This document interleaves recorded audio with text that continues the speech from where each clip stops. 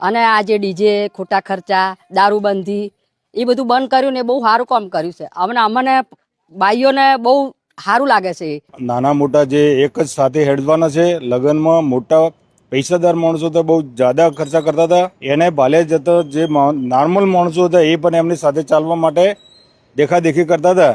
પણ આ એક બંધારણ સાથે સર્વે સમાજ એક જ પ્રમાણે હેડશે અને અમારો સમાજને બહુ લાભ થશે. આ બંધારણમાં રહેવાની માટે જરૂર જ છે જ. એના કરતાં છોકરા ભણાવો, છોકરાને હોશિયાર કરો અને બંધારણમાં વર્તન કરો તો સારું કહેવાય એમ. અને વર્તન ન કરો તો ખોટા ખર્ચે મરી જશે. વિગો છે એ પરવારી રહેશું. બનાસકાંઠા જિલ્લાના દિયોદર ખાતે ઠાકોર સમાજની બેઠક મળી હતી, જેમાં સામાજિક આગેવાનો અને રાજકીય નેતાઓએ એકઠા થઈને ઠાકોર સમાજનું બંધારણ જાહેર કર્યું હતું. સમાજના કાર્યક્રમમાં ઠાકોર સમાજના ભાજપ તથા કોંગ્રેસના નેતાઓ એક જ મંચ પર જોવા મળ્યા હતા. વાવ, થરાદ, પાટણ અને બનાસકાંઠા જિલ્લાના લગભગ 27 તાલુકાના ઠાકોર સમાજ દ્વારા સમાજનું આ નવું બંધારણ જાહેર કરવામાં આવ્યું હતું. આ કાર્યક્રમમાં ખોટા રિવાજ છોડવા, ખોટા ખર્ચા ન કરવા, કુરિવાજો ત્યજવા, વ્યસન મુક્તિ તથા શિક્ષણના પ્રસાર જેવી બાબતો ઉપર ભાર મૂકવામાં આવ્યો હતો. બેઠકમાં 4 જાન્યુઆરીના ઠાકોર સમાજ બંધારણ દિવસ તરીકે ઉજવવાનો પણ નિર્ધાર કરવામાં આવ્યો હતો.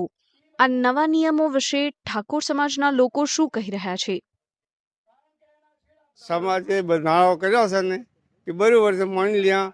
અને જે હગો ભાઈ હશે ને તો એના ઘરે વધનું કરે, એના ઘરે જવાનું બંધ. બીજું શું? પણ એ બંધારણનો અમલ થવું જોઈએ અને એ અમલ કરાવવા માટે બધાએ સક્ષમ થવું જોઈએ.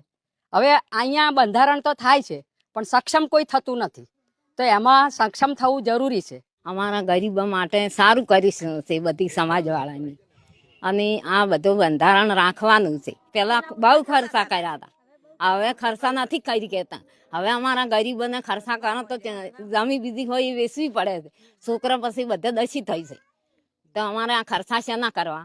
ઠાકોર સમાજમાં સોનાનો સૂરજ ઉગ્યો એ સમાજનું બંધારણ નક્કી થયું છે. એના કારણે સમાજમાં જે કુરિવાજો ઘર કરી ગયા હતા અને જે સમયની માંગ પ્રમાણે દૂર કરવાના જરૂરી હતા એ દૂર કરી અને સમાજને ખૂબ મોટો ફાયદો થયો છે. અને આવનારા ભવિષ્યમાં આ કુરિવાજોમાંથી જે ખર્ચનો બચાવ થશે એ ખર્ચ શિક્ષણ ક્ષેત્રે સમાજ વાપરશે, એના કારણે ખૂબ મોટો ફાયદો થયો છે.